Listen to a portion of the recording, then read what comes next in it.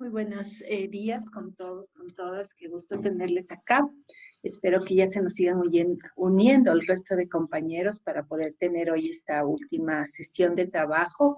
El semestre ha seguido su curso y pues el día 21, el lunes que viene, ya es el último día de clases de este semestre y por lo tanto para nosotros esta es nuestra última clase. Así es que por eso era para mí importante eh, que nos veamos hoy día y pues hagamos el cierre como corresponde, las indicaciones de cómo va a ser la parte final para la nota del segundo bimestre y básicamente eso. Quisiera empezar primero un poco conversando sobre la situación de coyuntura que estamos viviendo acá en el país y en la universidad, especialmente en la universidad pública. Eh, Como ustedes saben, ayer hubo una sesión ampliada, abierta de Consejo Politécnico, justamente para tratar estos temas, ¿no? Entonces, comentarles que, bueno, ahí estuvimos presentes o vía Facebook muchos de los miembros de la comunidad, estudiantes, servidores y profesores y autoridades también. Y básicamente se quedó en dos temas importantes, ¿no?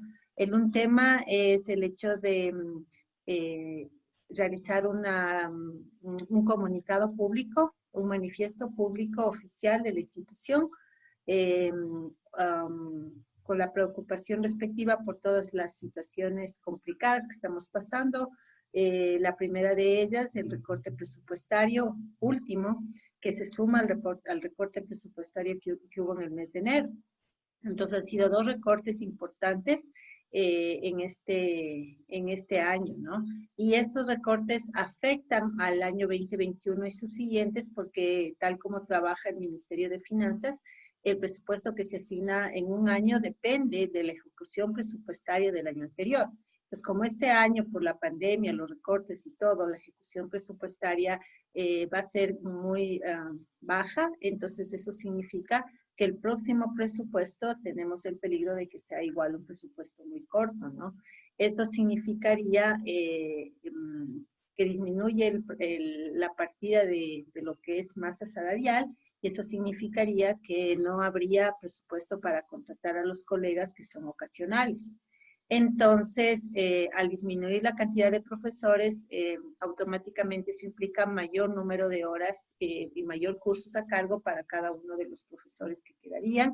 Y eso va en detrimento de la calidad de la educación que podemos ofrecer, ¿no? Porque los compañeros ocasionales son una parte súper importante del funcionamiento de la universidad. De hecho, en algunas universidades representan hasta el 50, 60% de los profesores que no tienen un nombramiento definitivo, sino que trabajan bajo condiciones de contrato, lo cual también es una forma de trabajo precarizado, ¿no? Porque no tienes una estabilidad laboral tampoco.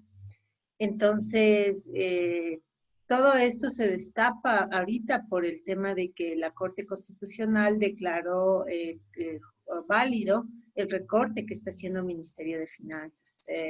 Esto porque la Federación de Profesores a nivel nacional, a la cual nos pertenecemos los profesores asociados en ADEPON de la Poli, pusimos un trámite, ¿no?, judicial, pusimos el presupuesto y los abogados y todo lo que se necesitaba para solicitar que se declare inconstitucional ese recorte. Sin embargo, la Corte Constitucional se pronunció a favor del Ministerio de Finanzas y esa ya es la última instancia. En ese sentido, la reacción oficial de nuestra universidad es una reacción tardía y extemporánea, porque en realidad ya está dicho de parte del gobierno y de parte de la función judicial que el recorte va. Entonces, bajo estas circunstancias, lo único que nos queda ahora es tratar de protestar, ¿sí? Y entonces, por eso es que la segunda resolución que se tomó ayer fue la de conceder permisos miércoles, jueves y viernes de esta semana para que quienes voluntariamente deseen puedan participar de las distintas actividades que van a haber, reuniones, marchas, plantones, ayudar también en el tema de redes sociales para hacer tendencias en Twitter y todo, y cualquier acción que se pueda hacer para visibilizar el rechazo. Eso es básicamente. El asunto ahí es que como no es una suspensión de clases, sino un permiso, y además es opcional, entonces queda un poco ambigua la situación del trabajo que tenemos que hacer académicamente, ¿no? Por eso es que yo he decidido, al menos en nuestra materia, donde sí puedo tomar decisiones con ustedes, que ya no vamos a tener más trabajos en esta semana y obviamente ya terminamos, sino únicamente lo que nos restaría es el examen. Entonces, para la parte del examen, pues vamos a hacerlo como el bimestre pasado, pero eso vamos a hablar un poquito adelante en esta clase.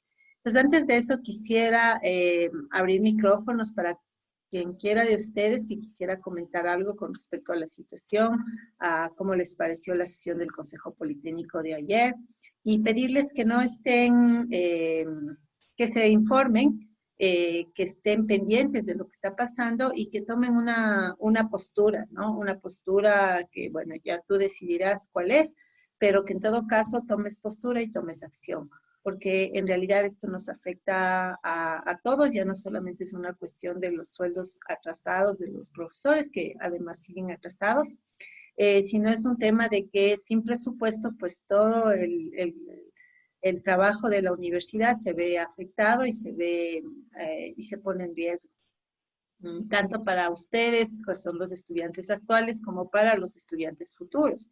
No sabemos cómo vamos a poder atender la demanda de los chicos bachilleres, de las chicas bachilleres que deseen ingresar a la poli y se ganen su derecho a través de sus exámenes y de ser bachiller y todos los procesos que ellos tienen que pasar. Cuando ellos se ganen su derecho y nosotros no tengamos la capacidad para recibirlos, porque no tengamos la manera de solventar la infraestructura, la manera de solventar los pagos de los docentes para ellos y para las carreras, etcétera, ¿no? Entonces es una situación en realidad de verdad muy complicada que amerita que todos nos involucremos.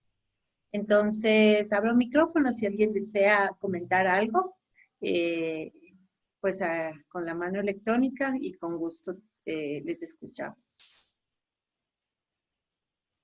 Ricardo, por favor.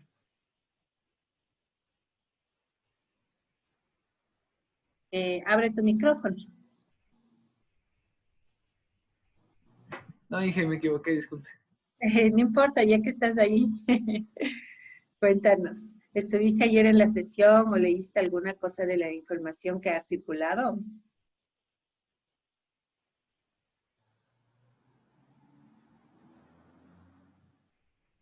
No, bueno. No estuve en la sesión, pero sí, o sea, sí leí lo que habían publicado, que es básicamente lo que nos dejan nosotros usted. Pero ¿cuál es tu sentir? ¿Qué es lo que opinas? Yo, profe. Bueno, no alcé la mano, pero que hable. Sí, pero déjale terminar a Ricardo. Justo iba a hablar, Isa. Ricardo. Perdón. Sí. Bueno, yo pienso que, bueno, antes que, sí, de que nada, que por el hecho de que primeramente de alguna manera permitieron por el hecho de que podamos salir a protestar, si deberíamos ir todos, pues es un permiso netamente para de alguna manera apoyar o manifestarse que no se está de acuerdo a las medidas tomadas. Así es, pero un poco sí complica el hecho de que las actividades académicas se mantengan, ¿no? Porque ya nos dejan a, a decidir. Y en realidad, claro, también tenemos las responsabilidades académicas que cumplir. De hecho, pues nosotros tenemos que dar el examen en estos días de todas maneras. Pero bueno, habrá que igual darse modos para ser partícipes, ¿no? Creo yo que es de responsabilidad de todos. Ahora sí, Isaac. Pero, o sea, es por lo que tengo entendido, o sea, si como hay permiso, entonces uno debería tener la obligación de ir, ¿no? A manifestarse. Porque hay permiso, o estoy confundido en eso. Bueno, la resolución exacta, si la lees, dice que hay permiso para de manera voluntaria participar de las actividades que se vayan a hacer en los días miércoles a viernes en el sentido de protestar por la situación. Eso es casi literal lo que dice, está en la página web de la Poli, ¿no? Ahí lo puedes leer en detalle. Eh, y eso, entonces lo que yo les recomiendo es pues hablar con su dirigencia estudiantil, con la FEPOM, con la asociación, en nuestro caso la EIS, para ver qué es lo que la dirigencia está un poco planteando también y según eso accionar, ¿no? También obviamente hablar con tus profesores de estos días para ver qué mismo pasa. Actividad más grande que se está planteando es mañana viernes, perdón, mañana miércoles y también el día viernes. Mañana miércoles en la tarde hay una marcha grande. Hay varios puntos de concentración, específicamente la concentración de los universitarios va a ser en la Plaza Indoamérica desde las 4. Y la idea es reunirse, obviamente con medidas de bioseguridad y todo eso, para que se vea que hay, que existe el descontento. La idea del día miércoles, de mañana tarde, y el viernes también se está preparando otra salida de igual manera. Entonces, esas son las actividades. Ayer tuvimos la Asamblea Nacional de Universidades Públicas, asistieron en la noche, fue esto, asistieron varios rectores de varias universidades públicas del país. Lamentablemente nuestra rectora ni ninguna autoridad de la Poli estuvo ahí presente. Estuvimos los dirigentes de la Asociación de Profesores, que somos parte del gremio, incluso nuestro presidente es secretario nacional de la federación. Entonces, pues nosotros sí estamos instando que los compañeros asistamos y seamos parte de, pero de todas maneras, bajo la versión oficial es voluntario y siempre va a ser voluntario, de hecho, ¿no? O sea, no te pueden exigir, eso es algo que tú tienes que tomar la decisión. Entonces, así están las cosas. Ahora sí, Isaac, te doy la palabra. Ya, gracias, profe. Bueno, quisiera empezar diciendo que la raíz de todos los problemas es de carácter social. La humanidad siempre ha sido una carrera por dominar al otro, ¿no? El medio político es una forma de gobernar a los demás, ¿no?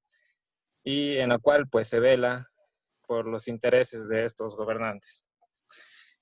Por ello, he visto, ¿no? Por ejemplo, la rectora en primera instancia había prohibido las reuniones, ¿no? ¿Por qué? Porque no estaban alineados con sus intereses. Luego los pidió, porque ahora sí están alineados con sus intereses. Eh, ¿Qué pasa cuando estos dominados, o sea, bueno, estoy hablando de nosotros, ¿no? Los que no somos dirigentes, eh, de alguna manera se rebelan, quieren protestar? O sea, la forma en la que responde el gobierno es represión y en el caso del día de ayer que hubo la asamblea, pues en forma de censura, ya que se prohibió, ¿no? La expresión de muchos compañeros, incluyéndome. O sea, me hace sentir muy mal porque, o sea, es un circo montado de palabrería y en realidad no se hizo nada. Lo que yo he escuchado de la rectora fueron las siguientes palabras, y cito: estaremos pendientes, ya veremos, en honor al tiempo, acabemos rápido. O sea, no hay compromiso, ¿no? Es simplemente una fachada política para decir estamos haciendo algo. Y la verdad estoy bastante inconforme y disgustado e indignado. Bueno, eso era mi desquite. Gracias. No, gracias a ti por compartir. De hecho, hoy estoy un poco más tranquila, pero ayer justo tuve una clase cuando terminamos esa reunión de la mañana y estoy un poco más tranquila porque en la reunión de la noche, pues, que ya fue una reunión más extensa a nivel nacional, eh, pues ya tenemos otro panorama. Y con otro tipo de compromisos, como digo, incluso a nivel de rectorados, de rectores, de otras universidades, ¿no? E incluso tuvimos la presencia del presidente, no solo de la Federación de Docentes, sino también del presidente de los trabajadores universitarios y politécnicos, también del presidente de los gremios, de servidores, de las universidades, es decir, tanto de los compañeros que están bajo la LOE, la LOCEP, perdón, que es la de servidores públicos, como bajo Ministerio de Trabajo, y nosotros profesores que estamos bajo la LOES, porque esto de las leyes también es todo un embrollo, ¿no?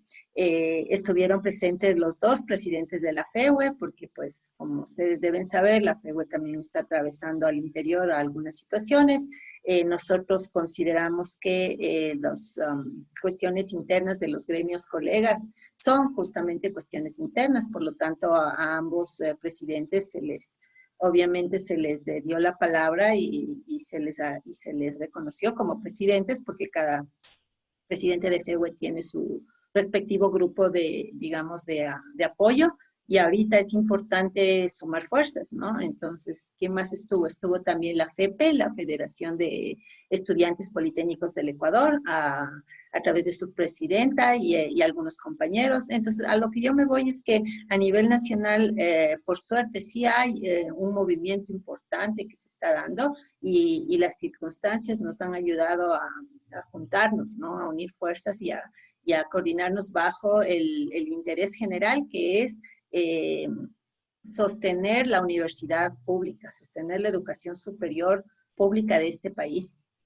porque eso es a la final, a largo plazo, lo que está un poco en juego, ¿no? Y si dejamos que gobiernos o autoridades internas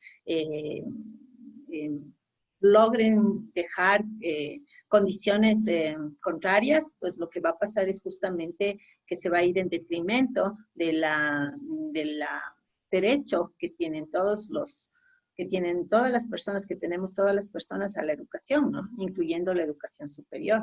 Entonces es súper grave en realidad, y como decía Isaac, yo también, oye, me siento más calmada, pero eso no significa que no sienta indignación por justo lo que decía Isaac. Paula, que es una representante del lado estudiantil en Consejo Politécnico, sí lo mencionó, incluso en la sesión en vivo, ustedes lo pueden ver en la grabación si no estuvieron siguiendo, que se estaba dando en ese instante este asunto de las censuras, ¿no? Y que se estaban borrando mensajes o se estaba bloqueando a gente para que no pueda mensajear, o sea, escribir más bien en el chat de Facebook, ¿no? En general. Y les puedo contar que quienes estuvimos dentro de la sesión en el Zoom, también igual, tampoco es que nos fue tan bien. Obviamente había que respetar un orden de intervenciones y ese orden implicaba escuchar a los miembros del Consejo Politécnico primero, pero dado que era una sesión ampliada y abierta a la comunidad, se entiende que eso implicaba que quien deseaba tomar la palabra, pues podía tomarla, obviamente con tiempos limitados y todo lo que puede ser la política, pero el derecho a la palabra es fundamental, ¿no? Y pasó que se llegó a un punto de dar palabra en un orden específico decidido por la presidencia, es decir, por la señora rectora, en el cual ya se dijo, bueno, vamos a proceder a hacer una resolución y a tomar votación.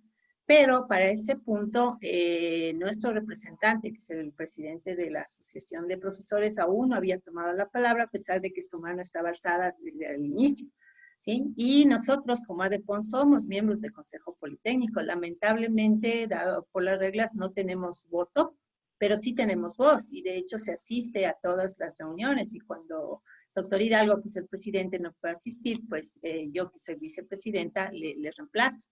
Entonces tenemos nosotros el derecho de asistir y ser parte del Consejo Politécnico. Sin embargo, simplemente no se nos permitió hablar. Incluso antes de esta votación que les comento, se le dio la palabra y con justa derecho y razón a representantes de trabajadores, a representantes de estudiantes, pero no a nosotros.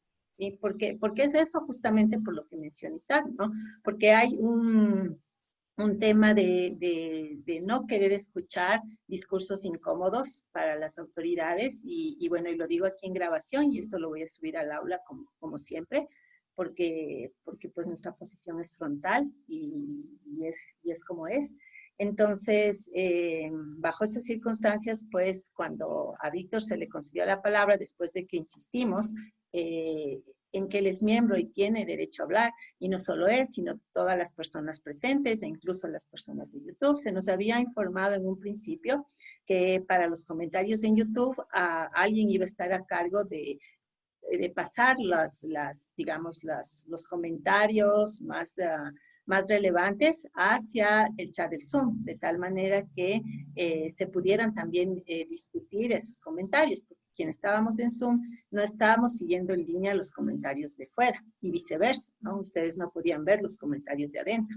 Entonces, un poco eso fue al menos lo que se manifestó que iba a pasar, pero adentro no llegó nunca ni un solo comentario de Facebook al chat de Zoom, entonces nunca los vimos. Luego supimos por Paula que más bien se estaban borrando comentarios, se estaba bloqueando a la gente. Igual a nosotros no nos concedían la palabra, sino hasta después de esta votación, después de que ya se decidió. Incluso algunos compañeros, varios compañeros, miembros del Consejo, en forma de protesta, manifestaron que es importante dar la palabra al presidente de la asociación y también a los otros docentes que estaban solicitando la palabra y en general las personas que estaban presentes y querían hablar, ¿no?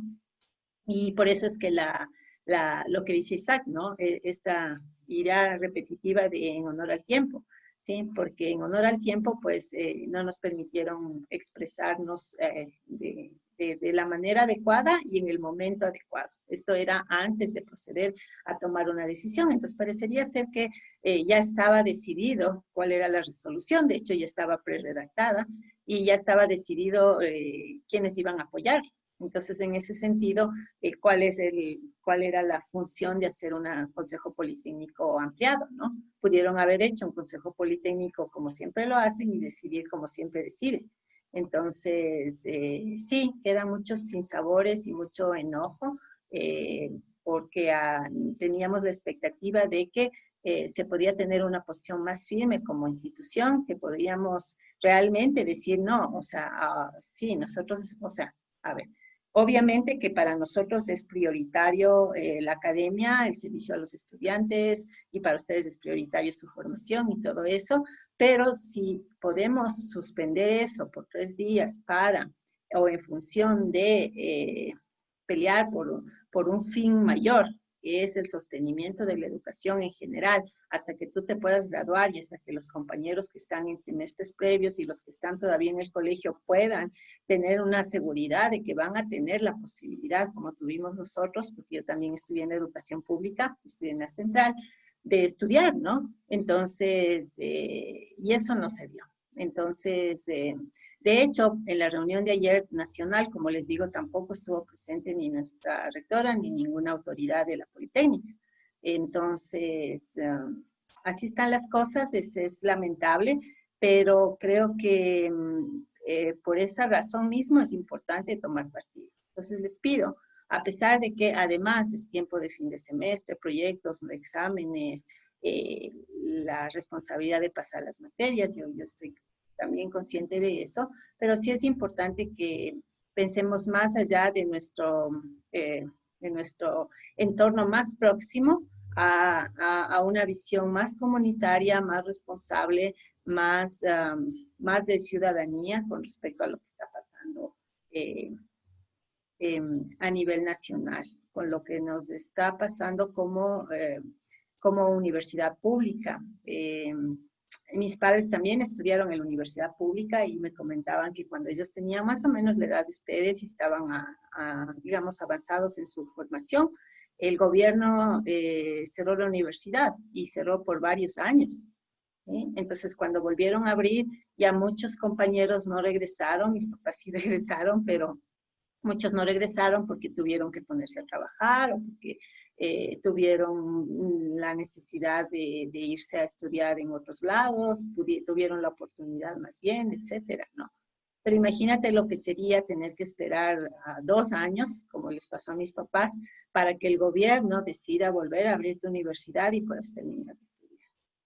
Entonces, ha pasado antes y si no somos firmes y si no hacemos masa crítica, si no se nota que somos muchos, pues va a volver a pasar, ¿no? Entonces, eso es justamente lo que se quiere evitar.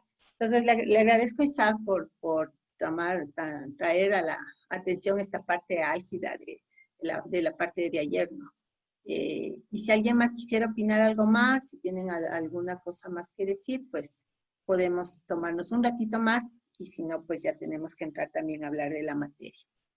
Así es que les escucho. Quien desea hablar o preguntar cualquier cosa, pues para eso estamos acá. Inge, yo tengo una consulta. Claro, Lenny, dime. Ya, en este tema, en el caso que la ley no se derrogue, ya que los 3 días siguientes van a hacer una manifestación, ¿qué va a pasar con el otro semestre? O sea, ¿la planificación va a cambiar o se mantendrá? Bueno, lo que pasa es que con la reducción de presupuesto hay que volver a replanificar justamente el presupuesto del año que viene. Entonces, eso es justamente algo que también se comprometieron ayer el Consejo Politécnico de hacerlo hasta fines de este mes. Es decir, hasta fines de septiembre nosotros sabríamos cuál es el presupuesto que la Poli le está pidiendo al Ministerio de Finanzas. ¿Sí? Pero una cosa es lo que nosotros pidamos, otra cosa es lo que ellos nos den. Entonces, en la medida en que el presupuesto se mantenga recortado, eso significa que nosotros en la práctica vamos a tener también que hacer recortes. Y entonces, eso va a implicar buscar dónde se puede dejar de poner inversión, ¿no? Entonces, lo malo es que, bueno, una de las cosas es que el Ministerio de Finanzas, o mejor dicho, CEMICIB, porque ese es el otro frente de batalla que tenemos, está insistiendo que ese recorte tiene que ser en masa salarial. Y eso va directamente afectado, como les decía, a los profesores ocasionales. Entonces, el semestre, evidentemente, todos esperamos que empiece y que empiecen las fechas que están previstas, porque incluso ya tenemos asignado tentativamente carga horaria y cosas por el estilo. Pero lo que va a pasar es que si no hay dinero, no van a haber contrataciones, y si no hay contrataciones, te vas a enfrentar a un semestre donde probablemente algunas de tus materias van a estar sin profesor, que serían las materias que normalmente las tienen a cargo los profesores a contrato. Entonces, eso significaría que habría que esperar a ver si es posible tener esos contratos. No se puede contratar a nadie si es que no hay ya asegurada, obviamente, el dinero para poder pagarle. Y por eso, por lo general, los compañeros a contrato empiezan a dar sus clases antes de tener un contrato firmado. A veces se esperan varios meses para cobrar. O sea, es realmente precario la manera, el trato que tienen. Entonces, ayer también se anunció, un compañero o un colega profesor anunció que se ha organizado la Asociación de Profesores Ocasionales de la Polinacional, que reúne justamente a todos los compañeros que están en esta situación, y ellos sí que no saben si el semestre que viene estarán contratados o no, y por lo tanto, lo que te digo, no se sabe si las materias que dan profesores a contrato tendrán un profesor o no. Entonces, es gravísimo y las autoridades realmente no han dado que será una explicación concreta, puntual, de cómo van a resolver. Es como que todo es wishful thinking, es decir, es como que esperamos que mágicamente no pase, o como que sin hacer nada piensas que no va a pasar el tiempo, o piensas que las cosas no van a mejorarse por sí solas, y no es así. Entonces hay que proponer un serio trabajo de optimización presupuestaria ver dónde realmente podemos, si es que ya el recorte va, dónde realmente podemos dejar de gastar o invertir sin afectar demasiado. Y digo demasiado porque de ley va a haber una afectación. Es como en tu casa, ¿no? Si el ingreso de tu casa es, se me ocurre, X cantidad de dólares mensuales y de pronto pasa a ser X sobre 2, evidentemente va a haber una afectación pues en cómo se vive en tu casa, ¿no? Vas a tener que ver dónde puedes reducir gastos, pero llega un punto en que ya no hay dónde más, porque hay gastos esenciales que tú tienes que hacer en tu presupuesto familiar, igual le pasa a la poli, hay gastos esenciales que tiene que hacer, ¿no? Entonces, la verdad es que no se sabe nada, la verdad, o sea, yo no quiero ser, no quiero caer en eso de decir que todo va a estar bien, porque tal como van las cosas, más bien todo es incierto. Entonces yo asumiría que el semestre empiece, pero empiece sin profesores, empiece sin presupuesto para sustentar todo el semestre. Yo también asumiría que si continúan los retrasos de los profesores que somos de nombramiento, porque ya hemos tenido retrasos de hasta 2 meses de trabajo sin pago, no descarto yo que nosotros también decidamos hacer un paro, que obviamente no va a ser con permiso ni con autorización, ¿no? Esa es otra cosa. En el reglamento que se quería aprobar de sanciones estaba claramente especificado que quien solicite que haya un paro de actividades que no haya sido autorizado, tendrá una sanción de 30 días fuera de la institución y sin sueldo, ¿no? Y eso era directamente, nosotros lo sentimos como algo directo hacia quienes hacemos actividad gremial, ¿sí? Para decir, oigan, si ADEPON llama a un paro a los docentes asociados, entonces se quedan 30 días sin trabajar y 30 días sin cobrar. Y por suerte parece ser que ese reglamento al menos se va a suspender, porque esa es otra cuestión que estamos pues en discusiones internas también. Porque todo eso sigue sumando a este asunto de la libertad de expresión y a tu derecho a la protesta y a tu derecho a lo básico, ¿no? Que es salud, educación, etc. Entonces, cuando hablemos de que hay que protestar, yo creo que hay que hablar en función de nosotros, no en función de que otros van a protestar, de que otros están organizándose. Creo que quienes tenemos que organizarnos, porque si tú no actúas, ¿con qué, o sea, con qué, qué será, con qué derecho puedes tú esperar que otros actúen y que otros resuelvan? Porque es un problema que te afecta a ti directamente como estudiante, a mí directamente como docente y trabajadora, pues, de la universidad pública. Entonces, no es un problema ajeno a nosotros, es un problema de nosotros. Entonces, eso es algo que tenemos que entender, sobre todo en la polinacional, ¿no? Porque como les digo, tú ves las delegaciones y ves un montón de gente de la central, ves un montón de gente de la Universidad de Cotopaxi, ves un montón de gente de la UNACH, de la de Chimborazo, ves un montón de gente del SPOL, ¿sí? Y luego vas y regresas a ver cuánta gente de la Politécnica Nacional asiste a las reuniones nacionales y ves 4 dirigentes, entre los que yo me incluyo, y un par de docentes más que tienen la preocupación y la conciencia de estar. Y los demás, o sea, ¿qué estamos haciendo? O sea, ¿cómo esperamos o cómo aspiramos que haya soluciones si nosotros no aportamos a que estas soluciones se den? ¿Sí? Entonces, por eso el llamado a la conciencia, a que no sean pasivos frente a la situación, porque sí hay una situación nacional general que es complicada y que es debida a la pandemia, eso todos sabemos, ¿no? Y sí, la salud es también un derecho fundamental, pero digo también porque la educación también, ¿sí? Entonces sí, necesitamos estar todos saludables, pero también necesitamos estar todos educados. Y por lo tanto, habrá que buscar como país, solicitar a la gente que tiene el poder de decisión, tanto en la poli como a nivel general del país, a que tome acciones y que junte esfuerzos y que se busquen maneras creativas de ir resolviendo el problema, ¿no? Porque no, la pandemia no va a desaparecer, la situación económica no va a mejorar a menos que tomemos acciones concretas, cada uno, insisto, desde nuestros propios espacios y posibilidades. Entonces, esa es básicamente la situación. Y bueno, sin tampoco deprimirnos ni nada por el estilo, creo que más bien hay que, insisto, informarse y tomar postura. Y luego de eso accionar.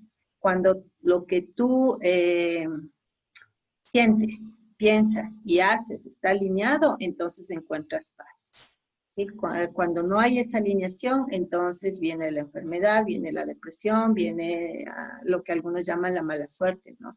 Pero es en realidad un desequilibrio, una desarmonía que tú mismo te causas por no alinear estas tres cosas, lo que sientes, lo que piensas y lo que haces.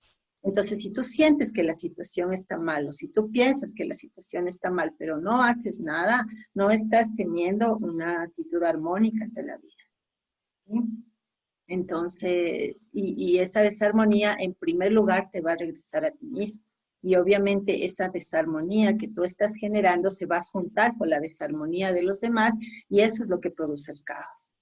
¿Sí? Entonces, para lograr entropía todos tenemos que fluir de una manera coherente. ¿Sí? Entonces, esa coherencia es la que yo les pido que ustedes examinen en ustedes mismos, qué hay en tu corazón, qué hay en tu mente, en tu pensamiento, y si lo que haces, si lo que expresas está o no está alineado con eso. Ese es básicamente el principio general para mejorar la calidad de tu vida.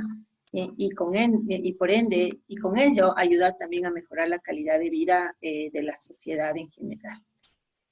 Eso, mis queridos chicos, entonces, pues si alguien más quisiera decir algo ahorita o después, con gusto nada más me avisan. Por ahora voy a abrir el aula virtual para comentarles cómo...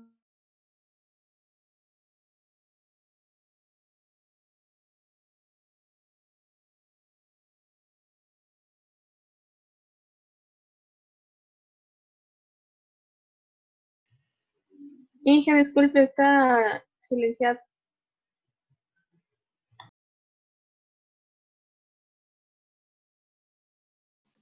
Mil disculpas, ¿desde cuándo se silenció? Desde que abrí Que abrió el aula, ajá. allá. Menos mal, porque si no, si todo el discurso no se oyó, ya nada.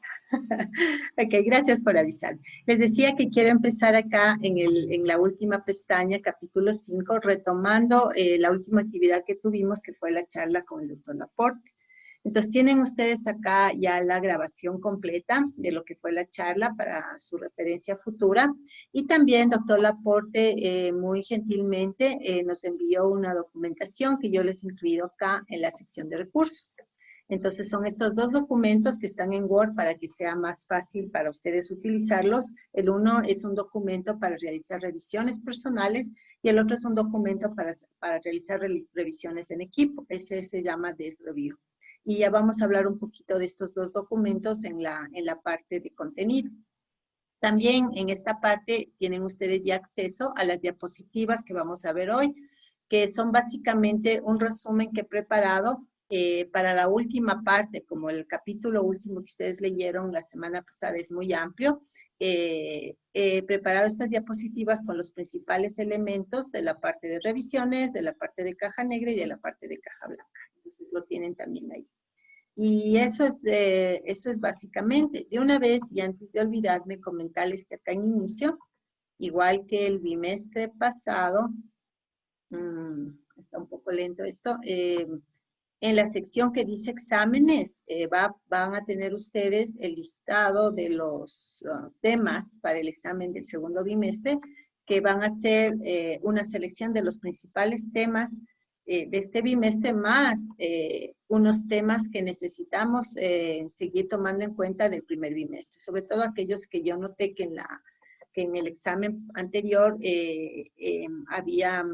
había todavía algunas dificultades o no estaban tan claros. Entonces, aquí va a aparecer el día de mañana el banco de temas para el examen del segundo bimestre y también el link para el examen. Entonces, el examen va a ser el mismo mecanismo que usamos el semestre pasado, al menos que ustedes tengan hoy alguna sugerencia o comentario que quieran hacer, en cuanto a que va a estar abierto desde el miércoles hasta el lunes 4 de la tarde, que es el horario que estamos manejando con ustedes. Una vez que tú entras, pues empieza a correr el tiempo y tienes una sola opción para hacer el examen. Van a hacer las preguntas en la misma cantidad y del mismo tipo de preguntas que el primer examen, pero basado en el banco de temas de este segundo bimestre. Eso básicamente en la parte de los exámenes. Entonces, ahora sí, regresando al capítulo 5, no le veo hoy día aquí a David, que fue la persona que hizo la pregunta y que lamentablemente no se escuchó muy bien el día de la presentación del doctor Laporte. Estoy, ¿Sí estás, David? solo que me conecté un poco tarde. Ah, ya, sí, porque no te veía.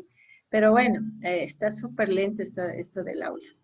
En todo caso,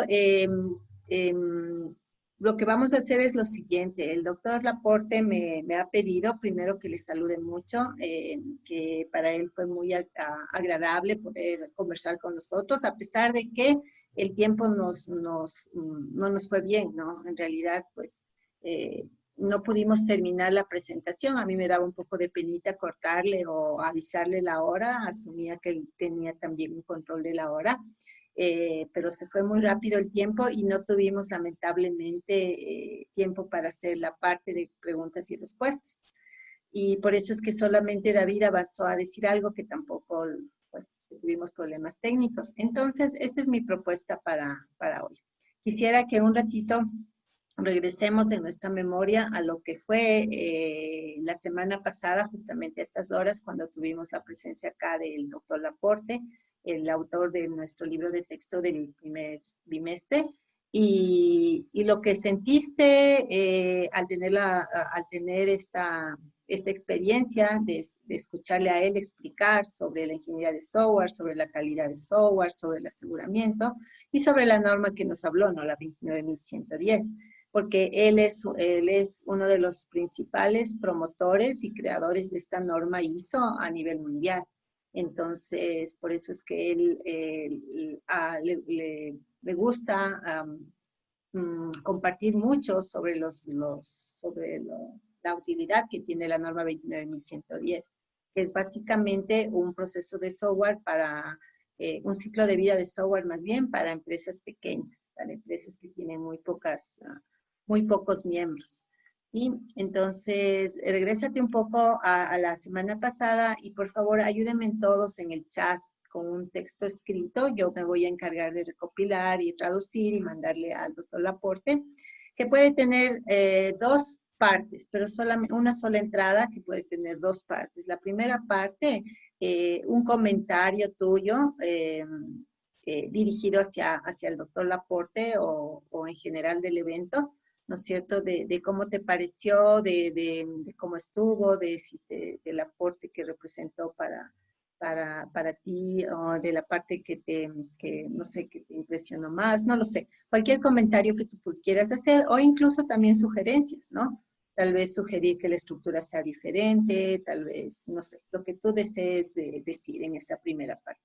Y en la segunda parte, si es que tienes alguna pregunta que quisieras hacerle directamente al doctor Laporte sobre su presentación o en general sobre ingeniería de software, las respuestas que él me envíe yo les haré llegar a todos ustedes, sea por el aula o sea por el WhatsApp. A pesar de que ya cerramos las clases, pues seguimos conectados igual hasta tener notas y demás.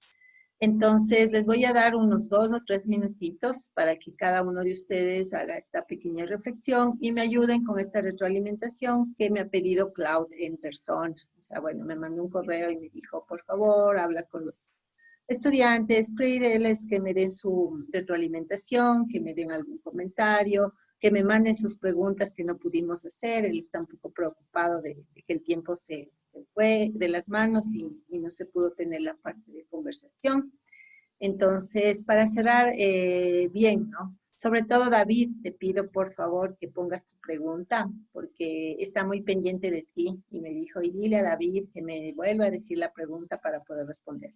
Entonces, por favor, chicos, les dejo entonces unos 2 minutitos para que piensen, escriban en el chat aquí del curso y, y vamos a esperar hasta que todos hagamos esta parte.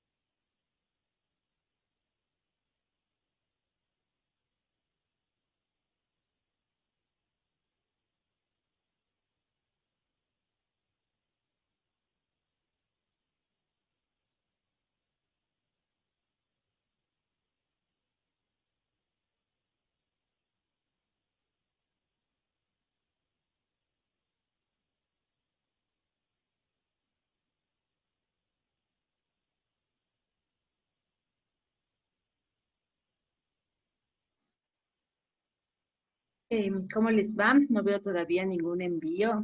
Entonces, si alguno de ustedes ya terminó, por Lo que favor, pasa es que se está demorando mucho en ingresar. Yo recién acabé de ingresar. ya está bien, no hay problema. Pero si alguno ya lo tiene y puede, envíelo para yo ver si es que me llega. Inge, hay que enviarlo al aula. Ah, no, no, aquí en el chat del Zoom. Ah, No, en el aula. Ah, yo pensé que era el aula virtual, Inge, disculpe. No, Recién. para nada. Por eso decía que raro. No, porque el aula está súper lenta, ¿no? Aquí mismo en este chat, por fin. Solo escríbanle aquí y envíenme por acá.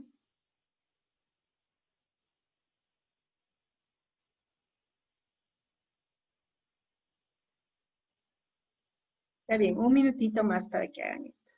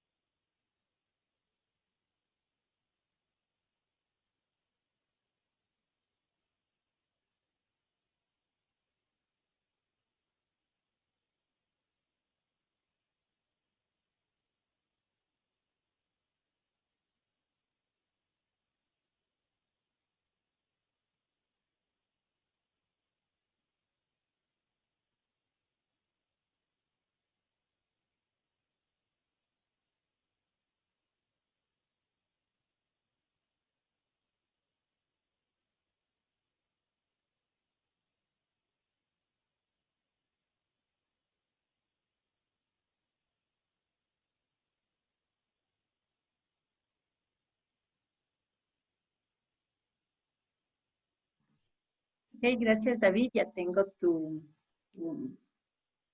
pregunta para pasar al doctor. Por favor, los demás. Inge, la pregunta y el comentario debe ser en inglés.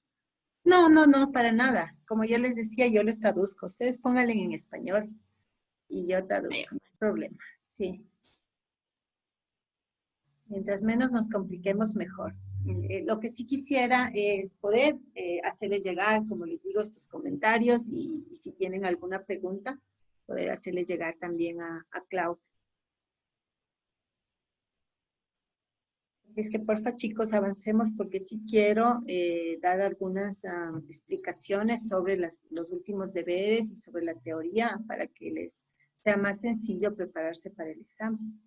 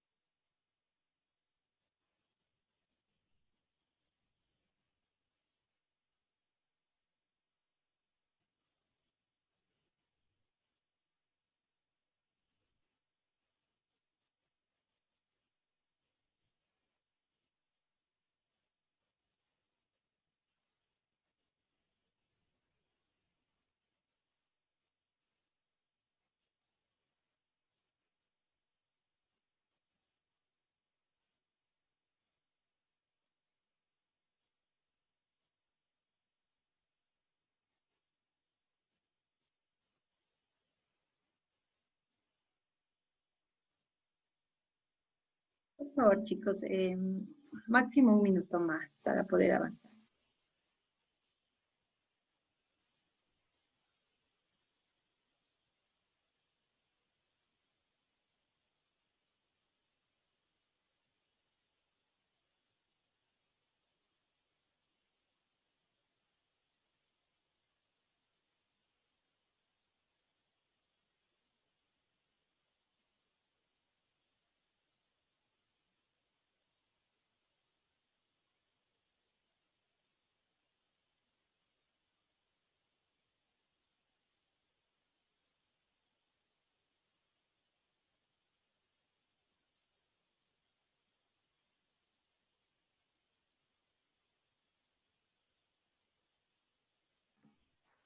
Gracias, Julio, por tu comentario.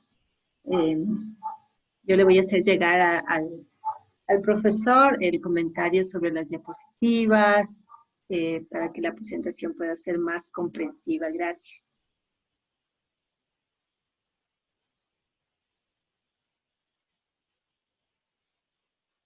Los demás, por favor, no se demoren más. Eh, gracias, Ricardo.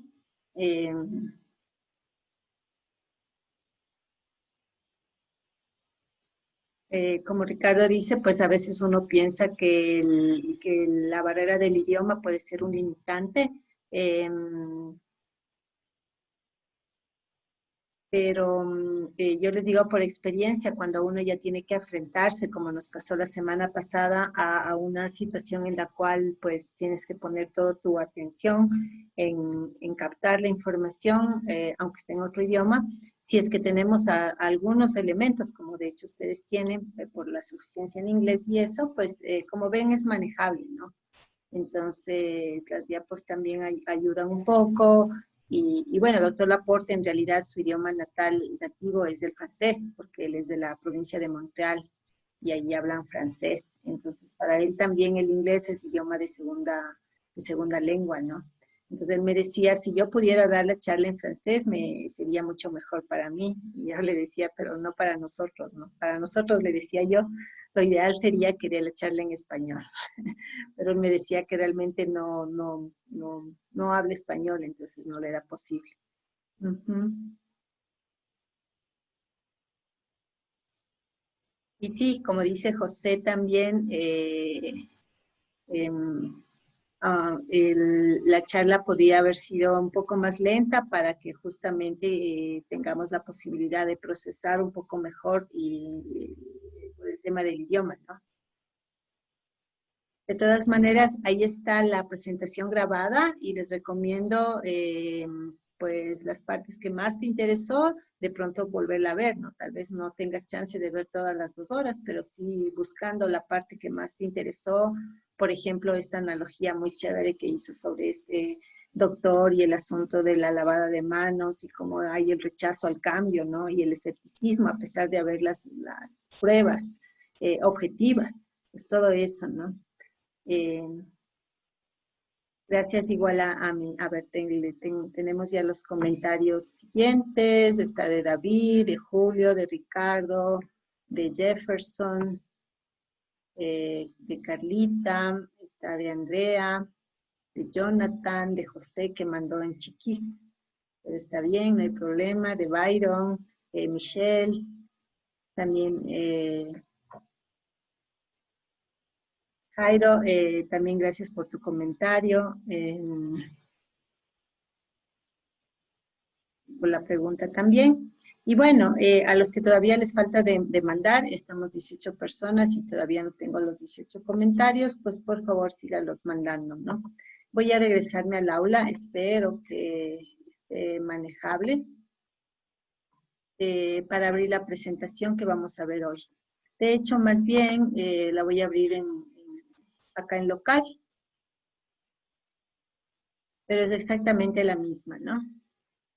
Entonces, esta presentación la estuve trabajando para ustedes en estos días, dado que efectivamente lo que hemos visto en los últimos 2 capítulos del libro es un tema bastante extenso, ¿no? Como ustedes saben, esta materia es una materia introductoria de calidad.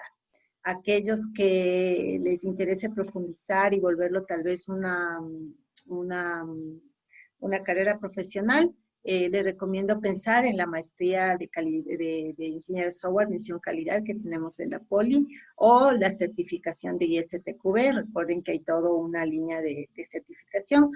Y por cierto, comentarles que después de hablar con ustedes, ¿se acuerdan que les decía que yo también no he tomado el siguiente paso, que es avanzar a otro nivel de certificación?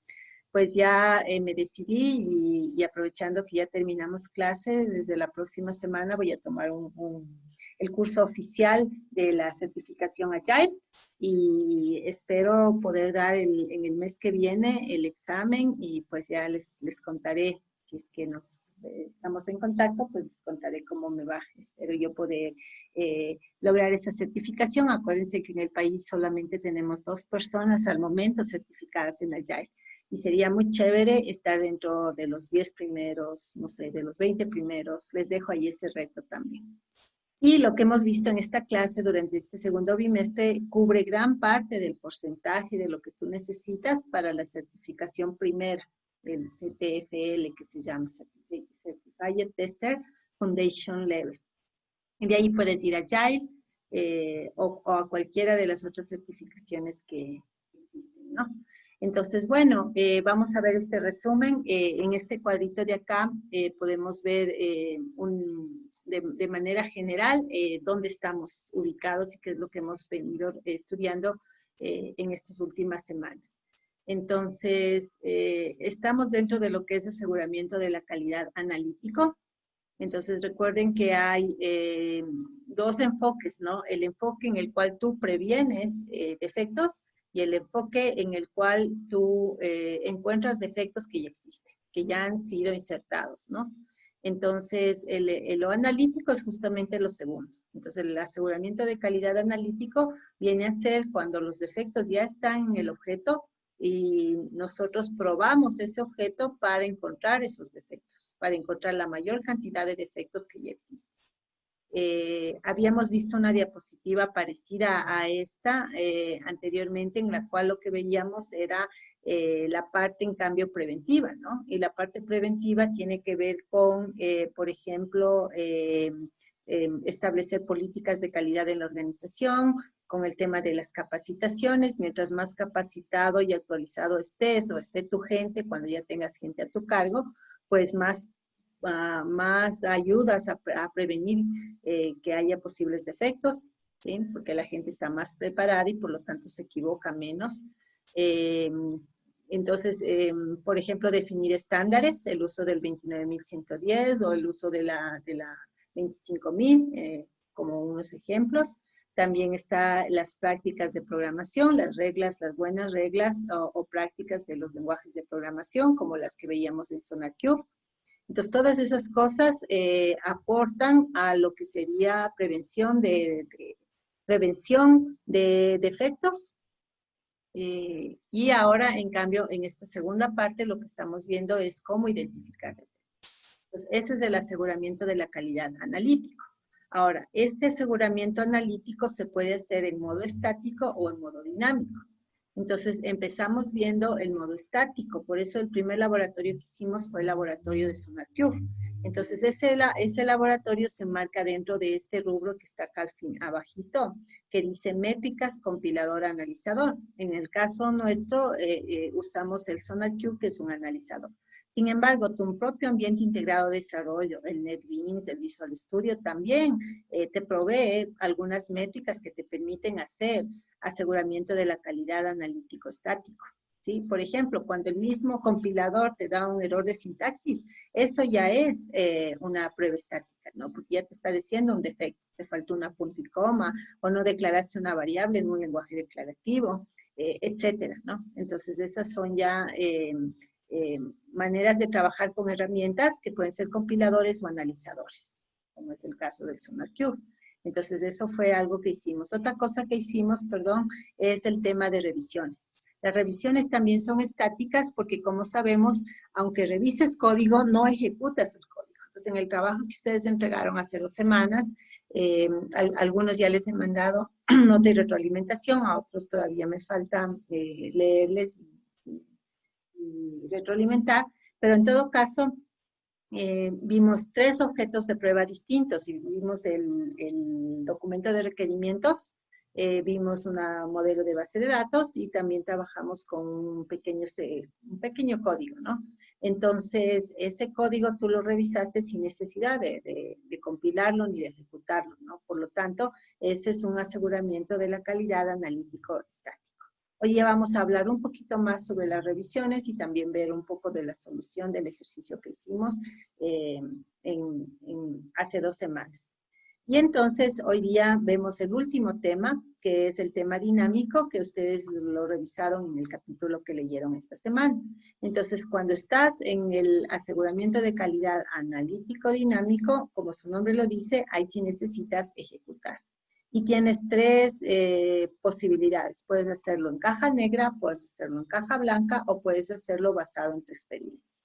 Entonces voy a empezar por el del medio, por el basado en tu experiencia.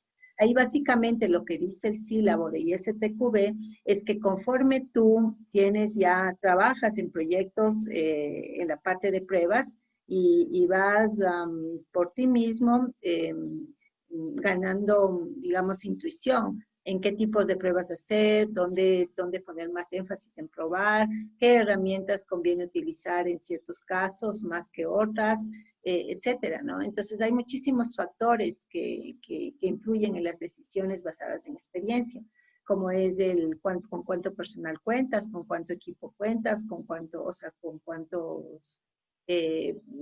tiempo cuentas, con cuánto presupuesto cuentas. Todas esas son variables de la parte de gestión que tienes que tomar en cuenta. Luego tienes variables también de la parte del producto como tal, en qué lenguaje está desarrollado, si cuentas o no cuentas con código fuente, cómo es la documentación, qué tipo de proceso es, si es ágil o no, y si es ágil, qué tipo de artefactos, si es que es Scrum serán unos, si es que es XP serán otros. Entonces, todo eso también tienes que tomar en cuenta. Y luego, el otro gran rubro es el tema del dominio de la aplicación. Entonces, si es que este software sirve para manejo de domótica, por ejemplo, en edificios y construcciones, entonces, basado en tu experiencia, ¿qué cosas son las que generalmente son riesgosas? ¿Qué cosas son las que se debe probar con más énfasis? ¿Sí? Entonces, todo eso son decisiones que el tester puede tomar desde su experiencia. Y entonces no se descarta porque de hecho, conforme acumulas experiencia y te vuelves y tus decisiones se vuelven más inteligentes en cuanto a cómo llevar el proceso, estas técnicas se vuelven las más eficientes, de hecho. Entonces, muchos testers y jefes de pruebas experimentados se basan más en su olfato que en la teoría a veces. ¿Sí? Entonces, lo que se recomienda es una combinación. Es decir, que tú sí hagas todas las pruebas que desde tu experiencia te dice tu intuición que hay que hacer y que a eso le sumes las pruebas, digamos, las pruebas diseñadas y planificadas desde el proceso como tal. Entonces, esa es un poco la parte de las técnicas basadas en la experiencia. Luego, el día de hoy específicamente quiero hablar un poco más en detalle de las pruebas de caja negra y las de caja blanca. Entonces, aquí tenemos en caja negra algunos ejemplos de pruebas que se hacen. Tal vez la más conocida para nosotros es las pruebas de caja negra basadas en casos de uso. Y de las que y de todas estas otras se habló en el capítulo, ¿no? Las más conocidas tal vez, aparte de casos de uso, son las particiones de equivalencia y los análisis de valores límites. Y en caja blanca, básicamente de lo que se trata es de coberturas, de distintos tipos de coberturas que nosotros también vamos a hablar acá. En caja blanca sí ya necesitas tener conocimiento e información de la estructura del producto, es decir, si es código, el código fuente, no el ejecutable. Si es base de datos, el modelo de base de datos, el diccionario de base de datos, no solamente la base de datos creada en un gestor. ¿Sí? Entonces, en caja blanca necesitas ver por dentro, por eso es que se llama blanca. Tal vez debería llamarse más bien transparente, para un poco contrastar con la caja negra, que es como sería una cortina, que tú no ves que está por detrás, solamente ves entradas y salidas. Pero bueno, antes de ir a eso, regresemos a lo de las revisiones. Esta información es sacado del libro de texto que estamos utilizando, el libro de mi amigo Gary y de Rex Black. Entonces, aquí nuevamente un resumen de los pasos, ¿no? Las revisiones se planifican, se debe hacer una reunión de inicio y preparación de la revisión. En la preparación, cada uno de los revisores se lleva el objeto de prueba, la lista de chequeo, toda la información que necesita y hace su trabajo de revisión como tal para sacar posibles defectos, que fue lo que ustedes hicieron en la tarea de hace 2 semanas. Y luego, pues, se hace una reunión en donde se ven todas las incidencias y se hace como una visión global de lo que se necesita reprocesar o reparar en el objeto de prueba. Entonces, se le da a la persona encargada de eso y tal vez lo que no hicimos énfasis, pero es muy importante, es que hacer un seguimiento, ¿no? Y como decía Clau Laporte, todo esto llevando mediciones de tu eficiencia. Entonces, eso es algo que él propone en los documentos que él nos mandó, que ya los vamos a ver en un ratito. Entonces, aquí está, por ejemplo, el ejercicio del documento de requisitos de esta empresa Omninet que usamos en el deber que hicimos, ¿no? Les traje aquí una captura de la solución que está en el libro. Como ustedes vieron en el libro, de los ejercicios que plantea, es interesante que también da las soluciones. Entonces, en este caso, les quería llamar a su atención un par de cosas que dice en la solución de esta revisión del documento de requisitos de Omninet, ¿no? Entonces, Gary y Rex llevan muchos años, muchísimos años dando el curso de preparación para la certificación inicial, ¿no? De hecho, yo también he tenido la oportunidad de tomar al menos un curso con ellos, son muy buenos. Y dan cursos a nivel internacional en Estados Unidos y en toda Latinoamérica.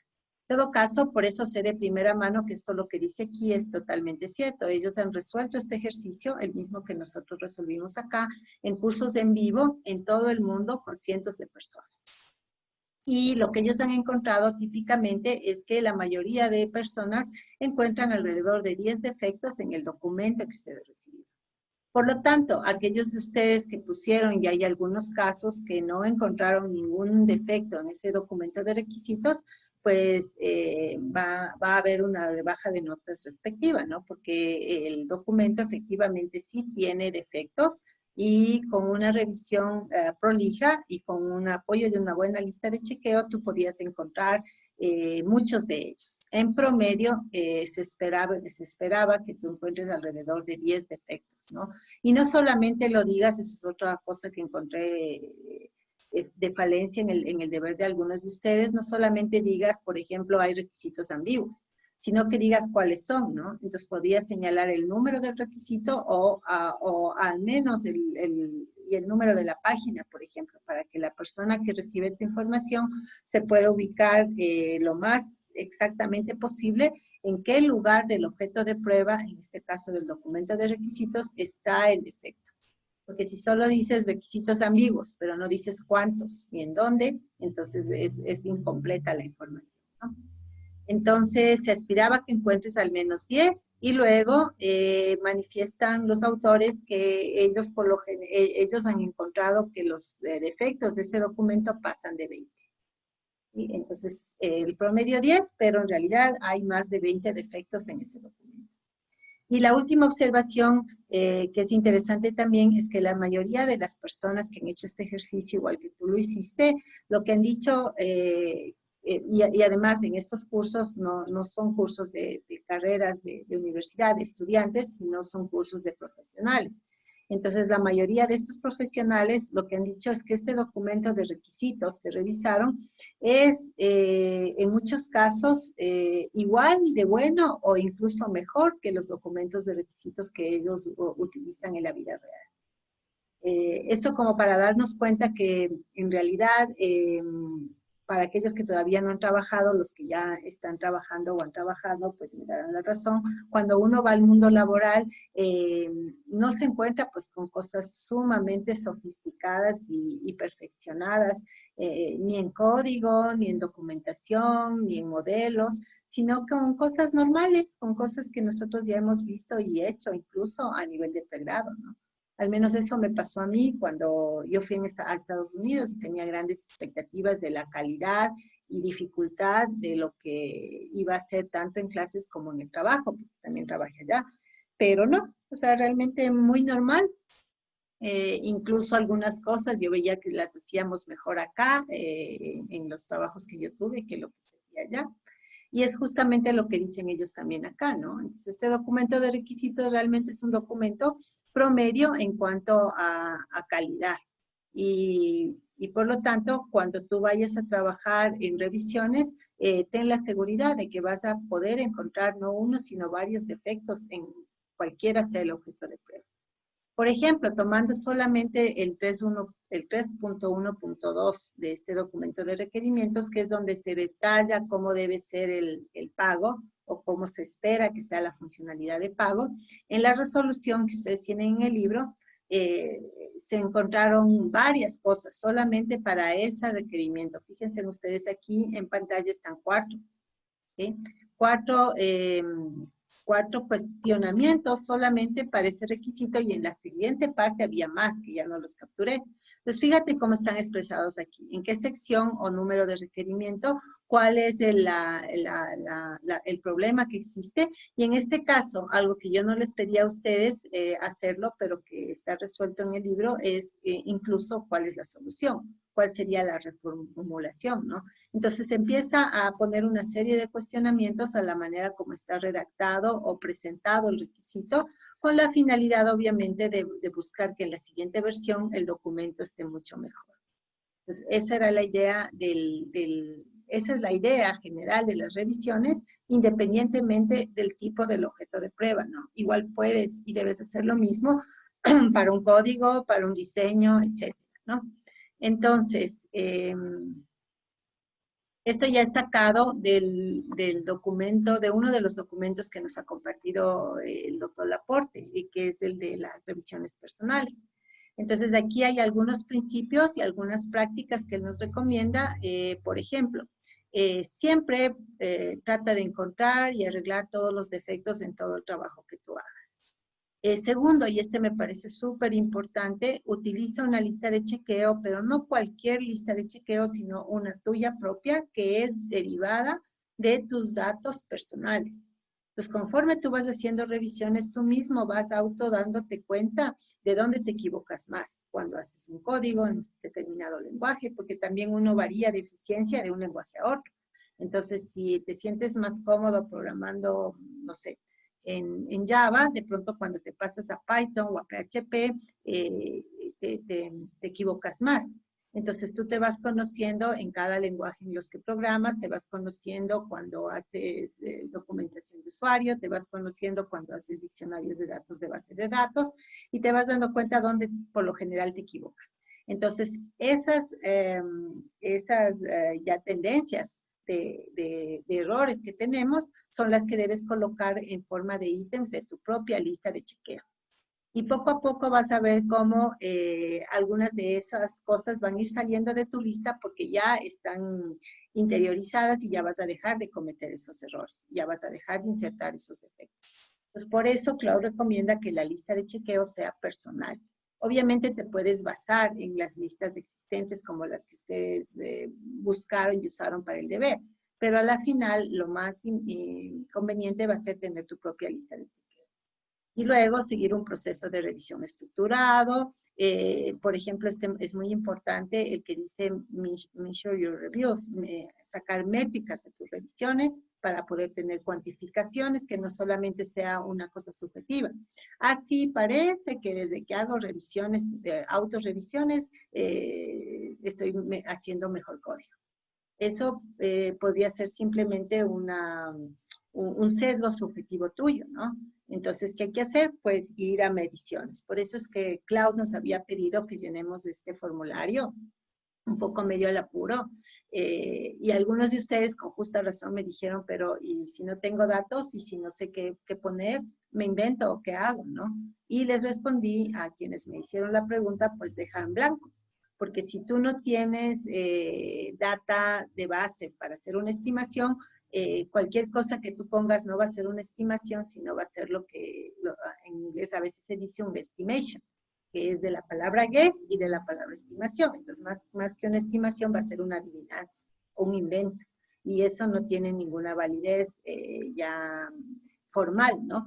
Entonces, es necesario ir reuniendo tu propia database para que tú mismo puedas ir estimando cuánto tiempo te toma hacer un retrabajo de algo, cuánto tiempo te toma producir cierto código o hacer ciertas revisiones. Entonces, esas son las mediciones que hay que hacer. Y luego, bueno, hay otros principios más que ustedes los tienen ahí en prácticas. Algunas cosas interesantes, por ejemplo, darte un descanso o un tiempo de separación entre crear el objeto de prueba y revisarlo.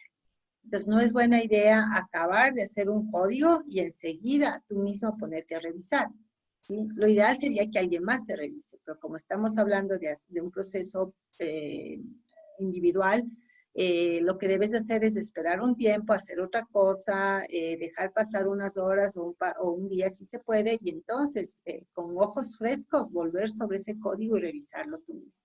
De una manera objetiva, ¿no? De una manera sincera. Y así vas a mejorar muchísimo, muchísimo como desarrollador, ¿sí? Eso, entre otras cosas, que nos da en este listado inicial del documento de revisiones personales. Quería yo sacar esta parte para asegurarme que ustedes lo vean, ¿no? Y aquí está una captura de un formato muy básico que nos propone, ¿no? Entonces, la data básica de quién hizo la revisión, cuál es el objeto de prueba, las fechas, etcétera, ¿no? Aquí ya vendría en el centro ya la revisión como tal, si se trata de un documento, en qué página y en qué línea, y cuáles son los problemas que se han encontrado. Si se trata de un código, igual sería en cuál línea de código se han encontrado los problemas. Y a lo que les quería mostrar es acá abajo. Si ustedes ven acá abajo, se hace asimismo de una manera muy sencilla ya un levantamiento de métricas. El esfuerzo que tomó revisar este documento en horas.